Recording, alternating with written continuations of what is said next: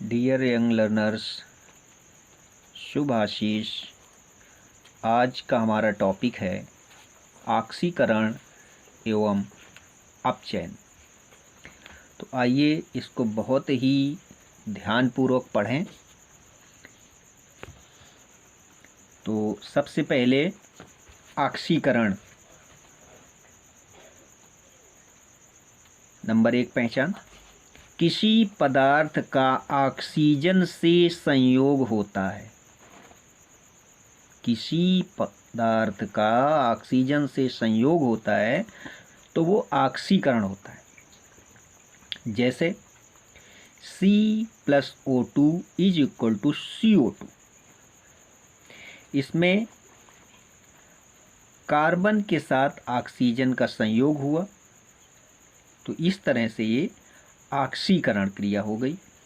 इसमें इस सब क्रिया में कार्बन का ऑक्सीकरण हो रहा है। तो ध्यान दीजिएगा, किसी पदार्थ का ऑक्सीजन के साथ संयोग यदि हो रहा है तो हम कहेंगे ये ऑक्सीकरण क्रिया है। उदाहरण में C+O2 is equal to CO2 में कार्बन का ऑक्सीकरण हो रहा है। इसी तरह से दूसरी पहचान, किसी पदार्थ से हाइड्रोजन पृथक होती हो। किसी भी पदार्थ से हाइड्रोजन का अलग होना, पृथक होना, ये भी ऑक्सीकरण कहलाता है। जैसे Zn plus 2HCl is equal to ZnCl2 plus H2। यहाँ पर देखिए हाइड्रोजन अलग हो गई तो ये क्रिया भी ऑक्सीकरण कहलाएगी। इसमें Zn का ऑक्सीकरण हो रहा है। तीसरी पहचान, किसी पदार्थ में ऋणात्मक अवयव में वृद्धि होती है या धनात्मक अवयव में कमी होती है, तब भी ऑक्सीकरण है। देखते हैं उदाहरण से। FeCl2 plus Cl2, FeCl3। यहाँ पर FeCl2 पदार्थ को देखने पर इसमें Fe धनात्मक है और Cl2 ऋणात्मक अवयव है। तो शुरू में हम देखते हैं कि 1:2 में Fe 1 है और ये Cl2 2 है। अब इसका जब अब क्रिया के बाद FeCl3 हो गया, यानी 1 और 3 का अनुपात हो गया। तो ऋणात्मक अवयव में वृद्धि हो गई। यहाँ Cl2 2 था, यहाँ 3 हो गया। तो इसमें भी ऑक्सीकरण क्रिया है और इस रिएक्शन में FeCl2 का ऑक्सीकरण हो रहा है। इसी में एक परिभाषा और थी, धनात्मक अवयव में कमी। तो देखते हैं Cu2Cl2 plus Cl2 is equal to 2CuCl2। यहाँ पर देखते हैं Cu2 में दोनों तरफ 2:2 यानी 1:1 का, और इधर देखने पर 1:2 का। यहाँ पर क्या हुआ, 2 धनात्मक और इधर 1 धनात्मक। Cu जो है धनात्मक होता है। तो इस तरह से Cu2Cl2 का ऑक्सीकरण हो रहा है। इसी तरह से अगली पहचान, किसी पदार्थ के धनात्मक अवयव की संयोजकता में वृद्धि होती है। किसी पदार्थ के धनात्मक अवयव की संयोजकता में वृद्धि होती है। उदाहरण 2FeCl2 plus Cl2 is equal to 2FeCl3। अब इस पर हम लोग ध्यान दें। यहाँ पर Fe की संयोजकता, क्योंकि संयोजकता का एक नियम होता है, जो भी पदार्थ है वहाँ पर तो संयोजकता एक दूसरे के उल्टे क्रम में लगती। जैसे Fe की संयोजकता Cl2 में और Cl2 की संयोजकता Fe में। तो Fe में तो कुछ है नहीं, तो एक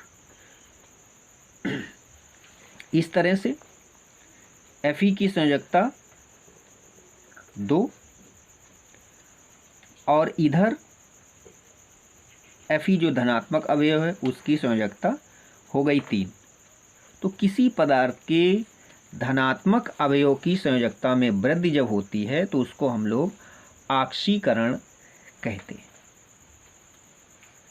तो डियर लर्नर्स, ये बहुत सावधानी से पढ़िए, समझिए और परिभाषा कितनी आसान है, सारे बिंदुओं को हम अलग अलग करने की कोशिश कर रहे हैं ताकि आपको आसानी से समझ में आ जाए। तो डियर लर्नर्स, और कुछ आगे देखते हैं हम लोग। तो इसमें से एक और पहचान है आक्सीकरण की। पदार्थ में किसी परमाणु की आक्सीकरण संख्या में वृद्धि होती है। कोई पदार्थ है, उसके आक्सीकरण संख्या में वृद्धि होती है। अब आक्सीकरण संख्या क्या होती है, इसको भी हम लोगों को समझना है, सीखना है। तो वो अगले वीडियो में आएगा। अभी हम लोग आक्सीकरण की पहचान कर रहे हैं। तो ये 5वीं पहचान बता रहे हैं हम आपको। पदार्थ में किसी परमाणु की आक्सीकरण संख्या में वृद्धि होती, जैसे Na = Na+ और प्लस 1 इलेक्ट्रॉन माइनस चार्ज। जब मुक्त अवस्था में कोई तत्व या पदार्थ या परमाणु होता है तो उसकी आक्सीकरण संख्या 0 होती है। आप ध्यान रखिएगा, ये सोडियम है, इस तरह से इसकी आक्सीकरण संख्या इस समय यहाँ पर 0। और जब रिएक्शन हुआ तो हम लोग देख रहे हैं कि आक्सीकरण संख्या प्लस चार्ज लग गया, 1 हो गई। आक्सीकरण और संयोजकता में काफ़ी कुछ समानता है, तो कुछ भिन्नताएं भी हैं। जैसे आक्सीकरण अंक भिन्नात्मक हो सकता है, जबकि संयोजकता कभी भी भिन्नात्मक नहीं होती है। ये एक प्रमुख अंतर संयोजकता और आक्सीकरण संख्या में है, ध्यान रखिएगा। बाकी तो समानताएं आप देख ही रहे हो। तो डियर लर्नर्स, ये 5 हमने आपको पहचान आक्सीकरण की बताई। अगर इनको हम एक साथ कर दें तो कुछ इस तरह से बन जाता है। आक्सीकरण क्रियाएं वो क्रियाएं होती हैं जिनमें किसी पदार्थ का ऑक्सीजन से संयोग, नंबर 1 हमने इसमें बताया, या पदार्थ से हाइड्रोजन का वियोग यानी पृथक होना,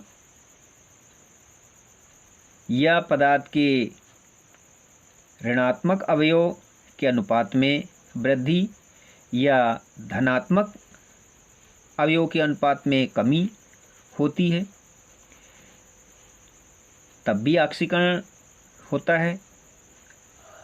संयोजकता की परिभाषा से पदार्थ के धनात्मक अवयव की संयोजकता में वृद्धि होती है या ऑक्सीकरण संख्या में वृद्धि होती है। तो इस तरह से एक साथ करने पर हम लोगों को ये परिभाषा मिलती है। हमने आपको सबको अलग अलग कर दिया और अलग अलग उदाहरण भी दे दिए। आप ध्यानपूर्वक लिखिए, पढ़िए, क्योंकि लिखने पढ़ने से ही ये नियम लर्न हो जाएंगे। अब आते हैं अपचयन। ऑक्सीकरण और अपचयन ये एक दूसरे के अपोजिट होते हैं। तो अगर आपने ऑक्सीकरण ठीक से सुना, पढ़ा, तो अपचयन भी देख लीजिए, थोड़ी सी मेहनत करिए। किसी पदार्थ से ऑक्सीजन पृथक होती है। देखो, उसमें ऑक्सीजन जुड़ती थी ऑक्सीकरण में, और इसमें पहली पहचान ऑक्सीजन अलग होती है। तो देखिए कैसे, कोई समीकरण ZnO + C = CO + Zn। तो यहाँ पर ZnO था और यहाँ से O निकल गया, तो ये अपचयन हो गया, नहीं, ऑक्सीजन इससे अलग हो गई। किसी पदार्थ से, यहाँ ZnO एक पदार्थ था और इससे ऑक्सीजन हमारी अलग हो गई। तो इसमें ZnO का अपचयन हो गया। इसी तरह से दूसरे क्रम में किसी पदार्थ का हाइड्रोजन से संयोग होता हो, ये भी देखिए ऑक्सीकरण से विपरीत क्रम में आया। वहाँ हाइड्रोजन निकलती थी और यहाँ हाइड्रोजन जुड़ रही है, बिल्कुल उल्टा क्रम है। तो एक परिभाषा याद करिए, दूसरी अपने आप याद हो जाती है। एग्जाम्पल में H2 + Cl2 is equal to 2HCl, इसमें Cl2 का अपचयन हुआ। अभी कुछ समय बाद आप केवल अपचयन और ऑक्सीकरण पढ़ रहे हैं, फिर आपको पदार्थ ढूंढने पड़ेंगे, तो उसका भी तरीका बताया जाएगा। अभी फिलहाल अपचयन पर ध्यान दीजिए। तो किसी पदार्थ का हाइड्रोजन से संयोग होता हो तो वहाँ अपचयन अभिक्रिया होती है। तीसरी अपचयन की पहचान, किसी पदार्थ के धनात्मक अवयव के अनुपात में वृद्धि। यहाँ पर धनात्मक में वृद्धि हो रही है और उसमें धनात्मक में कमी हो रही थी ऑक्सीकरण में, या ऋणात्मक अवयव के अनुपात में कमी, दोनों एक दूसरे के उल्टे क्रम में। जैसे CuCl2 is equal to CO2Cl2 + Cl2 में देखते हैं कि CuCl2 1:2 में था। Cu धनात्मक है, धनात्मक अवयव है, और यहाँ रिएक्शन में C2Cl2, यानी यहाँ 1:2 का अनुपात था धनात्मक, और यहाँ 2:2 का, यानी 1:1 का। 2:2 कह लें या 1:1 कह लें। तो क्या हुआ, इधर अनुपात में कमी आई, धनात्मक अनुपात में। यहाँ पर हम लोग देख रहे हैं कि 1:2 था, यहाँ पर 1:1 हो गया। तो इस तरह से CuCl2 का अपचयन हो गया। इसी तरह से ऋणात्मक अवयव के अनुपात में कमी, उसके लिए उदाहरण 2HgCl2 + SnCl2 is equal to Hg2Cl2 + SnCl4। तो यहाँ पर हम लोग देख रहे हैं Hg+ का होता है, Cl- का होता है, Sn+ का होता है, Cl- का होता है। तो यहाँ पर हम देख रहे हैं कि Hg और Cl जो हैं वो 1:2 के क्रम में है, और यहाँ 1:1 में है, यानी 2:2 में है, या 1:1 में एक ही बात है। तो इसमें क्या हुआ कि हमारी जो ऋणात्मक अवयव है उसमें कमी हो गई। तो यहाँ पर HgCl2 का अपचयन हो गया। और पहचान में, अपचयन की पहचान में, किसी पदार्थ के धनात्मक अवयव की संयोजकता में कमी हो, पदार्थ की धनात्मक संयोजकता में कमी हो। तो उदाहरण 2FeCl3 + H2S is equal to 2FeCl2 + 2HCl + S। तो यहाँ पर देख रहे हैं कि धनात्मक Fe है, और इसकी संयोजकता, अभी थोड़ी देर पहले हम लोगों ने चर्चा की कि संयोजकताएं एक दूसरे, जो भी पदार्थ के अवयव हैं उनके विपरीत क्रम में होती हैं। तो Fe की Cl में देखिए और Cl की Fe में देखिए, तो Fe की यहाँ 3 दिख रही है, तो ये 3 हो गई धनात्मक अवयव। और इधर रिएक्शन के बाद संयोजकता यहाँ पर 2, तो क्या हुई कि धनात्मक संयोजकता में हो गई कमी, तो ये भी अपचयन हो गया।